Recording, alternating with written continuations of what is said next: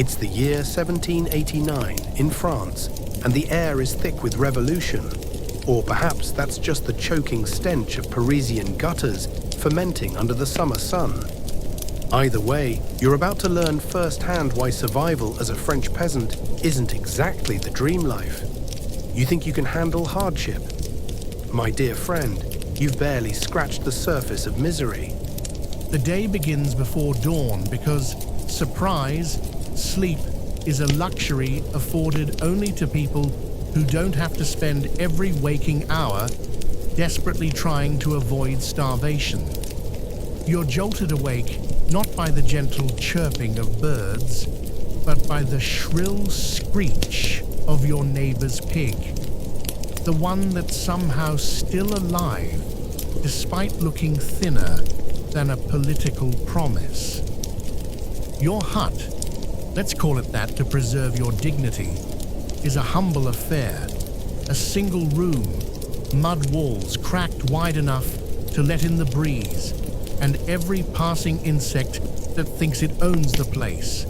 You've got a roof made of thatch, which is excellent if you're trying to cultivate a small personal ecosystem of mold and mildew. And when it rains, and oh does it rain, you're essentially living inside a damp loaf of bread. Clothing? Oh, you mean the threadbare linen shirt that's worn thinner than your patience, and the trousers held together by sheer willpower and a rope? Yes, those are your best clothes. And shoes, don't make me laugh. You've got wooden clogs so uncomfortable they make walking feel like a medieval torture method. If you're lucky, you might wrap bits of old cloth around your feet to keep the splinters from staging a full-scale invasion. Breakfast is a delightful affair. You're presented with a steaming... Oh wait, no. It's just a stale hunk of bread, harder than the cobblestones outside. You try to soften it with a bit of water, but even the water is having second thoughts about being associated with this culinary atrocity.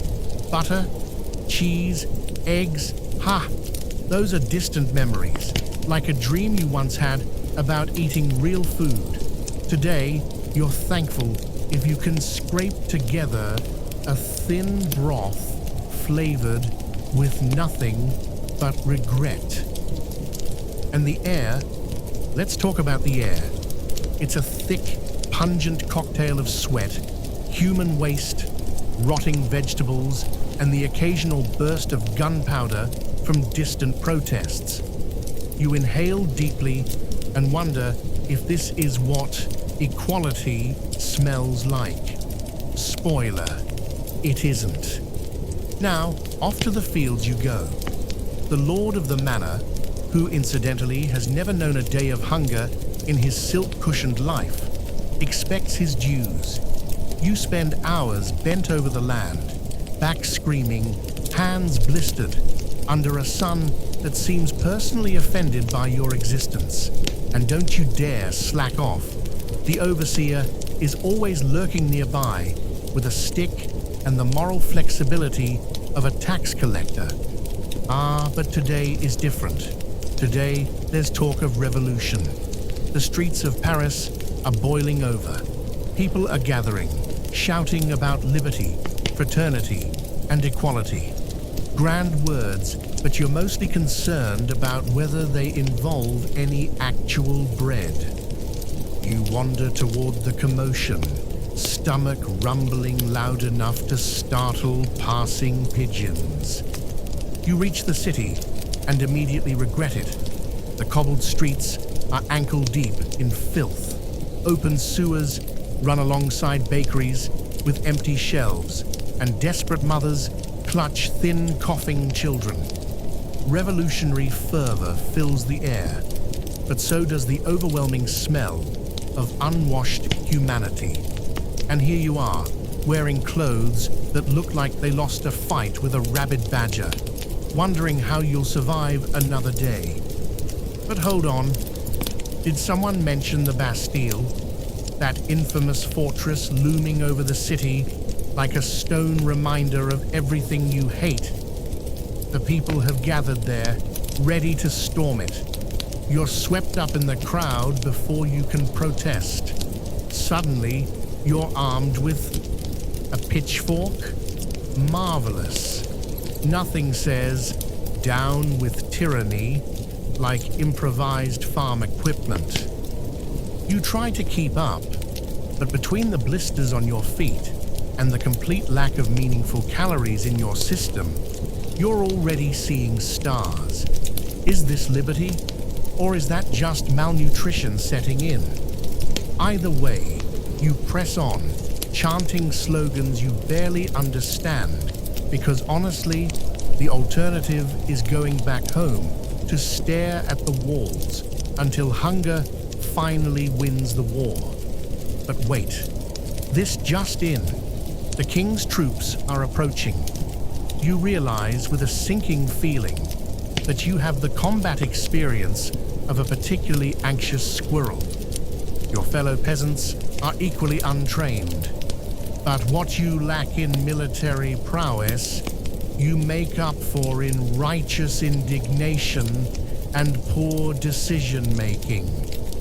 Then the soldiers arrive, real soldiers, professional, trained, and more importantly, fully fed. You see their pristine uniforms, shiny boots, and well-fed faces. You, on the other hand, have a sharp stick, a fear-induced limp, and a blood sugar level that's probably negative by now. The confrontation doesn't go well. Shocking, I know. You're knocked flat by the sheer force of a soldier's shove. Your head hits the cobblestones, and for a brief, glorious moment, you think you might finally get some sleep. But no. Someone drags you back to your feet, and the crowd surges forward again. At this point, survival feels more like a theoretical concept than an actual possibility.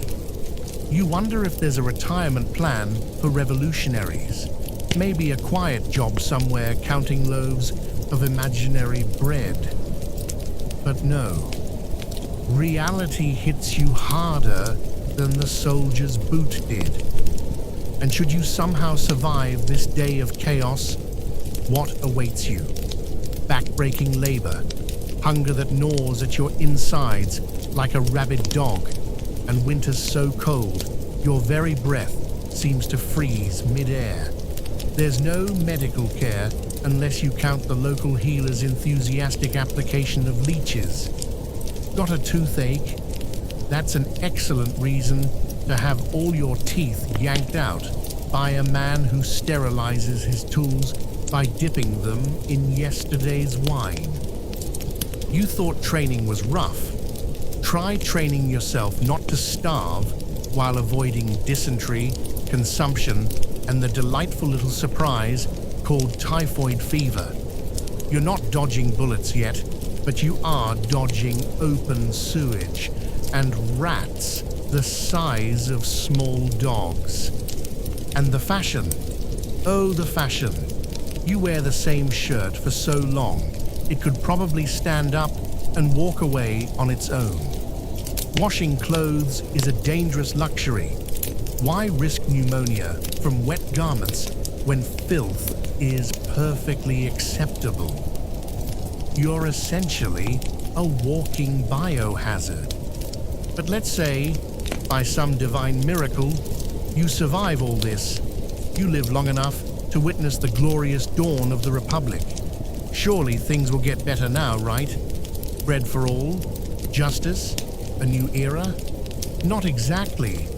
The guillotine is working overtime. The reign of terror makes yesterday's misery look like a picnic, and you've developed a permanent hunch from all that field work. But at least you'll always have your wooden shoes and that delightful case of chronic malnutrition. So, tell me again, how exactly were you planning to survive this? But you're still standing somehow. Your stomach is practicing the art of cannibalism. devouring itself from the inside, and your feet, your poor feet, have officially declared independence from the rest of your body.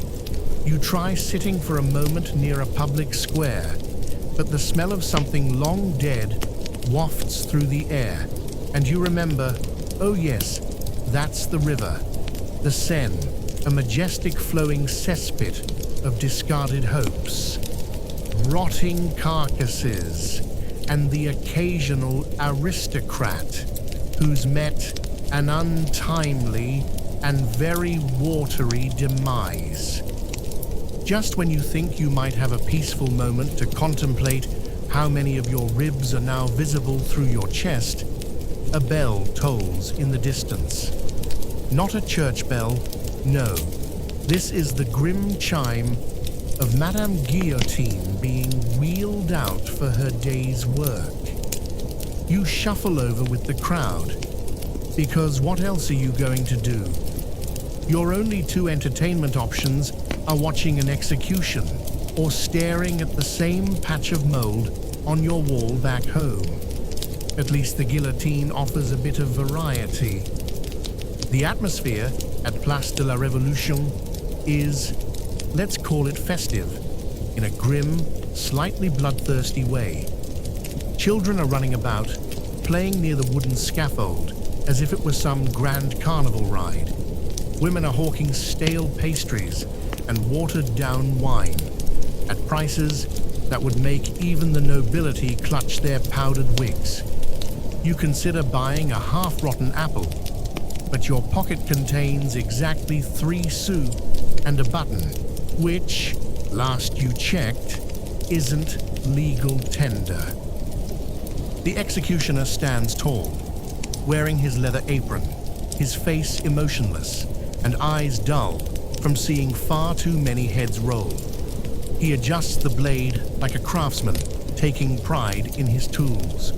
You try not to think too hard about how many times that blade has kissed the sun and then kissed a neck in one smooth, brutal arc. And then through the parting crowd, you spot today's star attraction, an aristocrat resplendent even in disgrace, being dragged toward the guillotine. His powdered wig is askew, his face pale, but somehow still managing to look down on the very people who are moments away from cheering his demise. You can't help but admire that level of commitment to snobbery. The drum roll begins, a thundering reminder that this is no mere spectacle. It's justice, served cold and efficiently. The blade glints for a moment in the pale sunlight before it drops with a sickening finality. The crowd roars like they've just witnessed the winning goal at a football match, though the only thing flying through the air is a very well-coiffed head. You try to turn away, to muster some dignity, but your stomach has other ideas. The scent of roasting chestnuts hits your nose. Someone rich enough to waste them is flaunting their wealth nearby. Your feet move before your brain can stop them. You follow that smell like a man possessed, only to find it's nothing more than a hopeful illusion. No chestnuts, just some poor soul burning the last of his furniture to stay warm. You sigh so hard, your ribs creak under the effort. Winter comes early and stays long, like that one unwelcome relative who doesn't understand social cues. Your clothes, already inadequate, have now taken on the texture of frozen parchment. Your breath is a visible cloud in the air, and your fingers feel like brittle twigs, one strong gust away from snapping off. And as if things weren't dire enough, the bread prices have gone up. Again. The bakers, fearing for their lives, have taken to keeping their shutters closed and their ovens cold. Bread riots break out across the city. You join one. Because honestly, what else is there to do? The scene is absolute chaos. Women, strong-armed and ferocious, lead the charge like seasoned generals of hunger. They storm the bakeries, wielding rolling pins like warhammers. You, armed with nothing but your hunger and a wildly misplaced sense of optimism, squeeze through the throng toward the counter. You manage to grab a loaf, oh glorious carbs, only to realize it's nothing more than sawdust and flour baked into the rough approximation of bread. You bite into it anyway. It tastes like despair, but it's the most substantial thing you've had in days. Back at home, if you can even call it that anymore, your single-room hovel is now colder inside than it is out. Your straw bed has become home to at least one family of mice who frankly look better fed than you. You try to start a fire, but the only thing left to burn is your hope, and even that's damp with the stink of reality. And the political climate? Delightful chaos. Robespierre is at it again, proclaiming virtue through terror, while the guillotine clatters on like some horrific metronome. Paranoia runs rampant. One wrong word, one wrong glance, and you might find yourself in line for Madame Guillotine's cold embrace. You try to keep your head down, but that's difficult when you're literally standing in a bread line 12 hours a day. And heaven help you if someone thinks you're hoarding. Hoarding? You're one bad cough away from becoming a statistic in the mortality records, and they think you're hiding food. The only thing you've successfully hoarded is disappointment. The rats, let's talk about them. They own the streets now. Fat, confident creatures strutting about like tiny, whiskered landlords. You swear one of them tipped its hat at you the other day as it sauntered off with a chunk of cheese you didn't even know you had. An illness? Oh, it's fashionably in season. Typhoid, dysentery, the charmingly named consumption, which is really just tuberculosis doing its best impression of a slow, dramatic exit. You've developed a cough that sounds like an old church bell, tolling in a storm. Every breath feels like sandpaper dragged across your lungs, but the local healer's only solution is more leeches. You're starting to think the leeches have a better health plan than you do.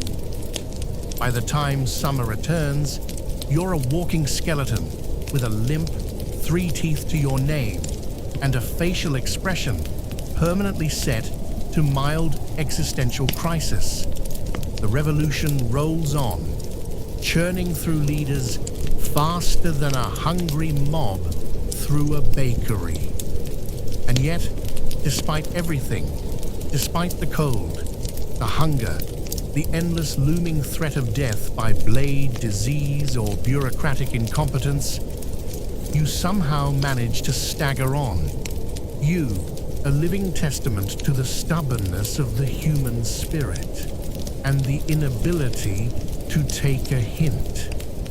If you consider survival to be the act of technically existing while everything you know and love crumbles to dust around you, then sure, you'd survive. But thrive? My friend, the only thing thriving around here are the rats and the guillotine manufacturers.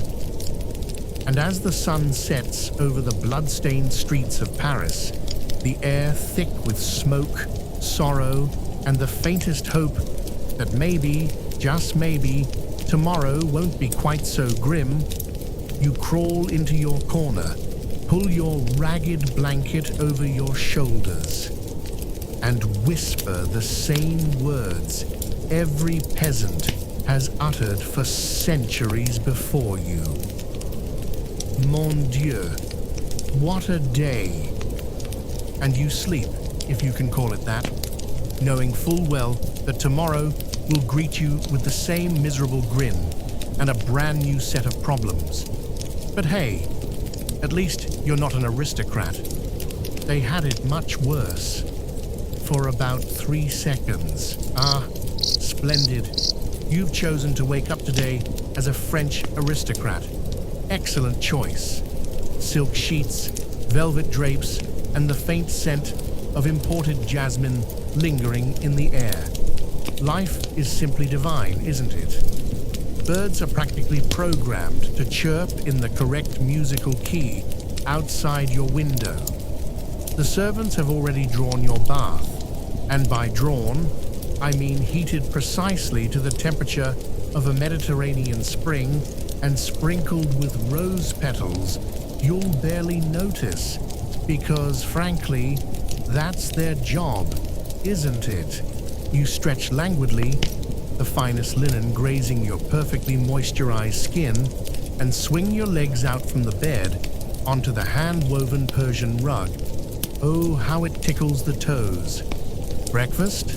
Already arranged, naturally. A silver tray carries a delicate pastry that took 12 hours to make and will take precisely 3 delicate bites to consume. Croissants flakier than the loyalty of half the nobility, and a hot chocolate drink. Yes, hot chocolate, imagine.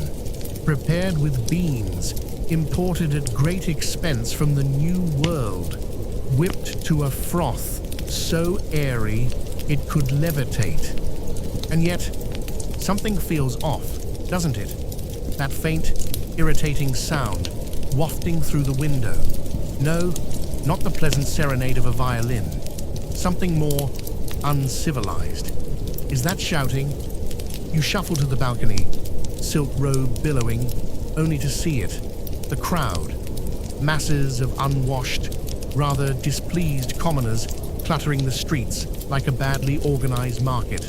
They're waving sticks, banners scrawled with unsettling slogans like "Down with the aristocrats" and "Bread or blood." Honestly, the handwriting alone is enough to make you wince. You turn back inside and sigh dramatically. This simply won't do. How are you supposed to enjoy your finely aged Burgundy with the faint possibility of being dragged into the streets by a mob who wouldn't know a proper wine pairing if it hit them square in the face? You call for Jacques, your loyal manservant, who arrives looking more harried than usual. His powdered wig is slightly askew, a worrying sign. You ask, ever so delicately, whether the unrest is serious or just another one of those commoner tantrums that seem to flare up whenever someone remembers how expensive bread has become. Jacques stammers something about the Bastille falling. The Bastille? Oh, what is the world coming to? That dreadful old prison? You were planning to have it converted into a delightful garden terrace someday. You try to dismiss the entire ordeal with a wave of your hand, but then a sudden, more pressing thought crosses your mind. Is it still safe to attend tonight's masquerade ball at the Duc de Montclair's estate? You've spent weeks preparing for it. Your new outfit is a masterpiece. Embroidered gold thread, a waistcoat so tight it could cut off circulation, and shoes with heels higher than your tax contributions, which, if we're honest, are mostly theoretical anyway. But the streets aren't looking terribly welcoming. You hear more shouting now, something about the guillotine. Ah, yes, the latest fashionable trend among the revolutionaries. Quite the conversation starter, that device. Efficient, brutal and very bad for business if you happen to be in the nobility. You spend the day avoiding windows and open balconies, sipping wine with the nervous grace of a man watching his stock portfolio crumble before his very eyes. You make polite conversation with the Comtesse de Beaumont, who assures you with a brittle laugh that this will all blow over soon. The rabble always tire themselves out, she says, swirling her glass. You both laugh, but the laughter is thin, strained, like a violin string about to snap. By evening, there's no question of attending the masquerade. Word has spread that the mobs are marching through the wealthy districts now. Not for sightseeing, mind you. They're looking for, well, you. You look around your opulent chamber. Gold leaf mirrors, tapestries worth more than entire villages, and that damned harpsichord you never learned to play, and realize with a creeping chill that none of this will protect you. In fact, it makes you a glowing, golden target. Jacques bursts into the room, eyes wide, face pale. Monsieur, they're coming. You laugh nervously. Coming where, Jacques? To the front door, monsieur. Ah, well, that's rather direct of them, isn't it? You consider fleeing, but to where? You've never even visited the countryside. What's out there anyway? Dirt? And worse, peasants without even the decency to be charmingly picturesque about their poverty. Still, survival instincts, a thing you haven't had to employ since the great wine shortage of '85, kick in. You scramble to gather the essentials, a small fortune in jewels sewn into the lining of your coat, a snuff box gifted by the king himself, surely that must still count for something, and a miniature portrait of your dearly beloved mistress, not your wife, naturally. You've seen her twice this year, and both times you found her terribly exhausting. Jacques leads you through the servants' quarters, a place you've never actually visited before. It smells faintly of turnips and despair. How charming. You navigate a series of back passages, heart-pounding with indignation that your life, once a grand symphony of leisure and excess, has now been reduced to sneaking out the back like a common thief. Out on the streets, it's chaos. Fires burn in the distance, the air thick with smoke and the tang of revolution. You try to keep a low profile, which is difficult when your clothing is so extravagant it practically screams, "Behead me, I'm rich." You duck into a darkened alley, tripping over a pile of, oh good heavens, is that a human bone? No, wait, it's just a discarded baguette. Honestly, it's difficult to tell the difference these days. The night is a blur of desperate hiding and near discoveries. You manage to slip past a mob thanks to the quick thinking of Jacques, who, it turns out, has a knack for survival you never appreciated before. You make a mental note to increase his pay, if there's any France left in which to spend it. By dawn, you've reached the outskirts of the city. Your fine shoes are ruined, your wig has been lost to the night, like some tragic relic of a better time, and your delicate hands, soft as butter and equally useless, are now covered in soot and grime. You find refuge in the attic of a farmhouse, lying among sacks of musty grain and contemplating how quickly your world has collapsed. Only days ago, you were deciding whether sapphire or emerald cufflinks better complemented your eyes. Now you're wondering if eating raw turnips will kill you faster than starvation.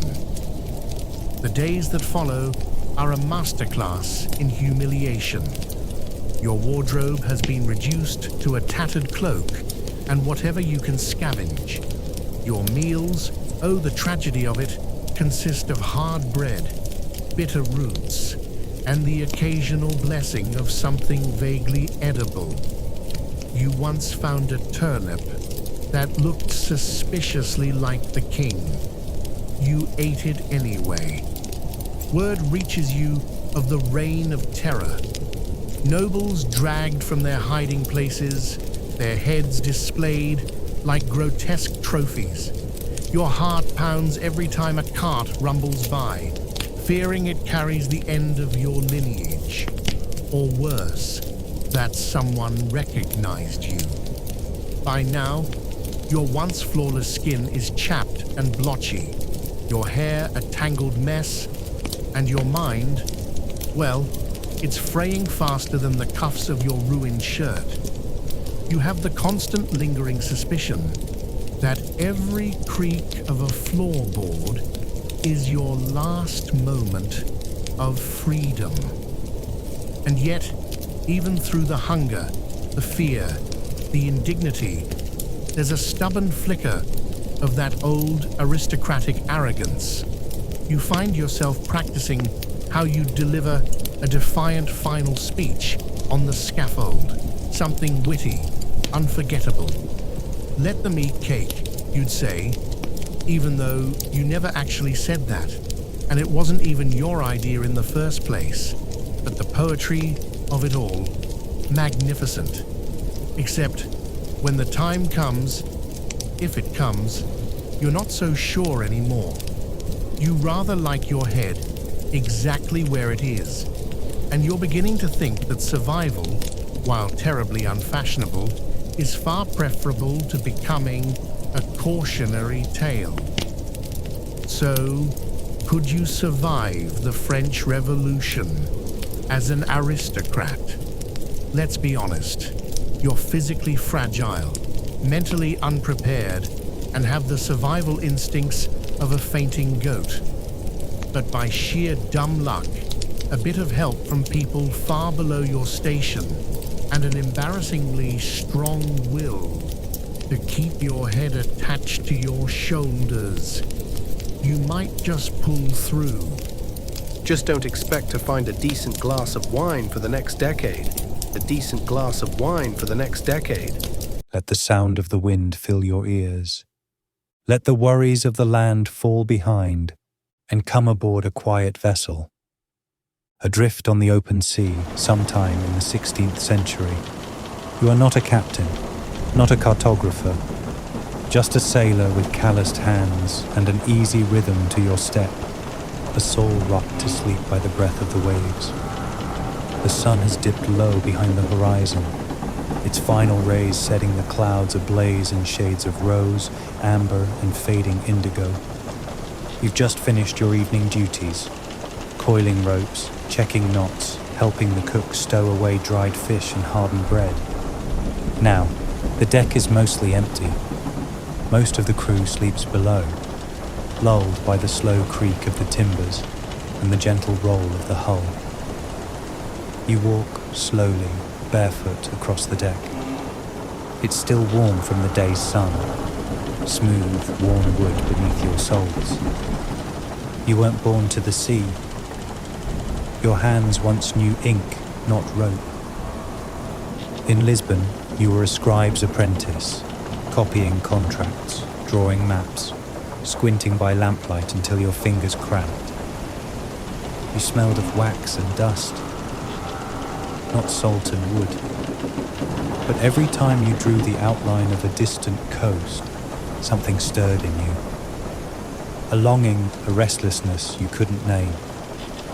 And so, one night, when the harbour lights flickered like stars, you walked away from the page and toward the water. You lied to board this ship. said you'd sailed before. You hadn't. But the sea forgives fools faster than it does cowards. And now your hands know the pull of rope and sail. Your heart beats in rhythm with the tide. And your world is wider than any map ever dared to dream. The sun has just dipped beneath the western edge of the world. Its final breath sets the clouds aflame in crimson and gold, as if the sky were blessing the sea goodnight.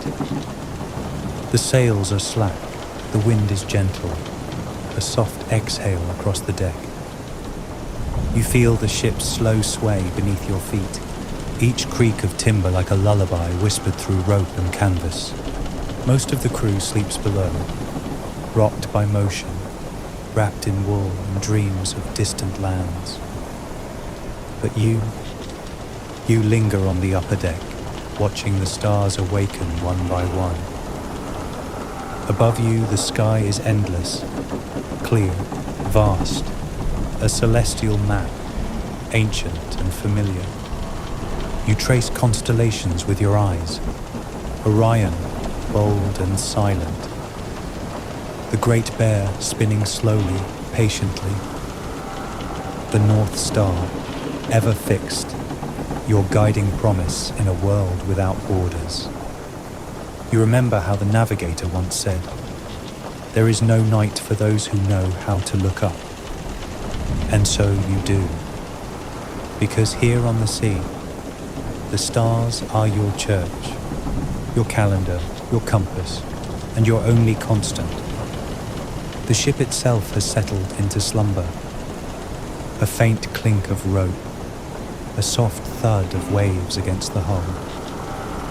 The low hum of timbers shifting, stretching like an old man in bed.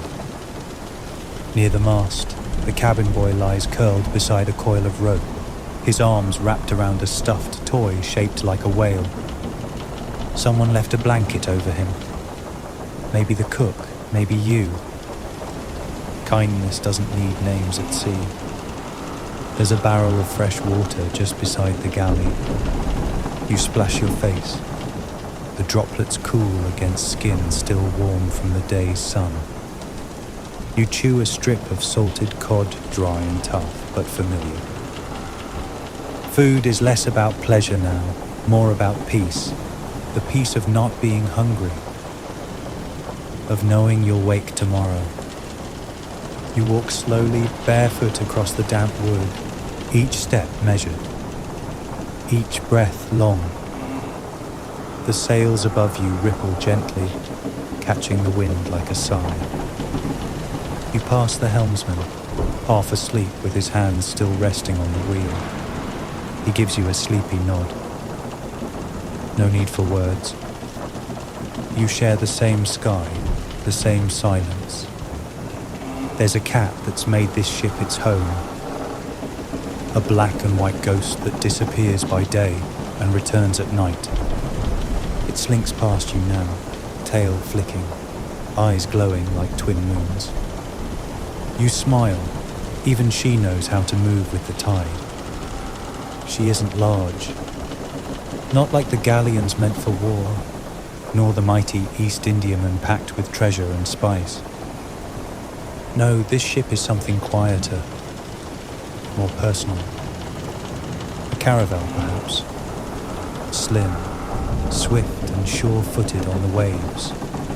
Built for exploration, not battle. Her hull is dark oak, weathered by sun and salt, smoothed by wind and time into something almost graceful. She creaks as she breathes, as if each board holds a memory. Of storms endured, ports departed, and lands first seen through morning mist.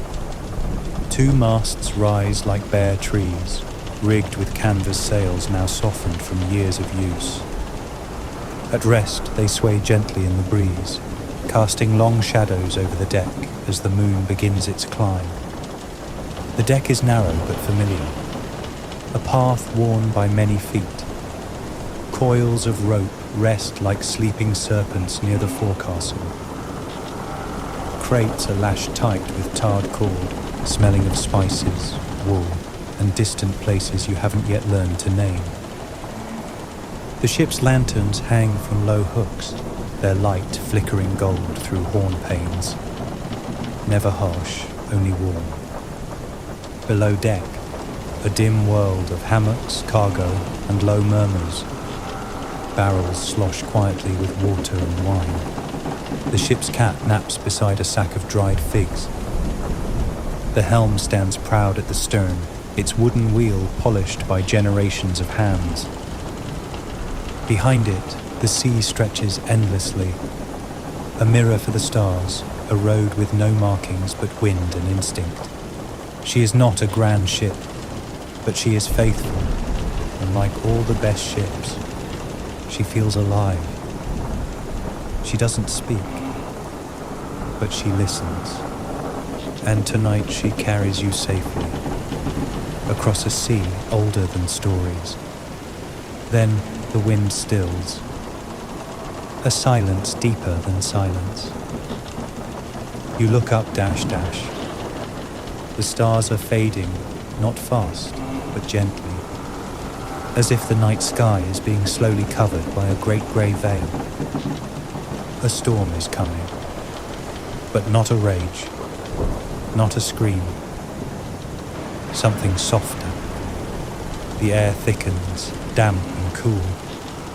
Clouds roll in like ships of smoke. And then rain, tiny polite drops, like fingertips tapping lightly on canvas and skin. No thunder, no flash. Just the hush of water, so soft it becomes part of your breath. The storm is kind tonight. It comes like a visitor, cleans the air and drifts away. And slowly, the stars return, one by one. You sit beneath the aft sail now, legs stretched, eyes half-lidded. You think of home. Not with sadness, but with the quiet gratitude of someone who left and understands why. You remember the smell of your mother's kitchen, bread baking in the morning, the way sunlight fell across the floorboards, the cat that never liked you but always sat by your feet. You remember the streets of Lisbon, cobbled and crooked, filled with voices and salt and distant bells. You remember who you were and marvel at who you are now. Not better, just broader, like the sea itself. You close your eyes, and in your mind, you see a shore you've never seen. Palm trees sway in rhythm with the tide. Strange birds sing names you've never heard. The sand is white as flour. The water, clear as glass, warm as breath. You step onto the beach. The air smells like mango and firewood. A child offers you a carved wooden trinket, a gift, no words needed. It's a dream. But who's to say it isn't waiting? The wind picks up again, steady and kind. The sails tighten. The ship hums with quiet motion. The sea is dark, but you no longer fear it. It holds you, guides you, welcomes you, not as a conqueror, but as a student. You lean back, arms folded, the stars winking overhead like old friends. You've come far. And yet, the journey has only just begun. Sleep now. Let the sea rock you like a cradle. Let the stars watch over your dreams. Let the wood and wind hold your body still. Tomorrow brings more rope, more salt, more sun. But tonight, there is only this dash, this moment of breath.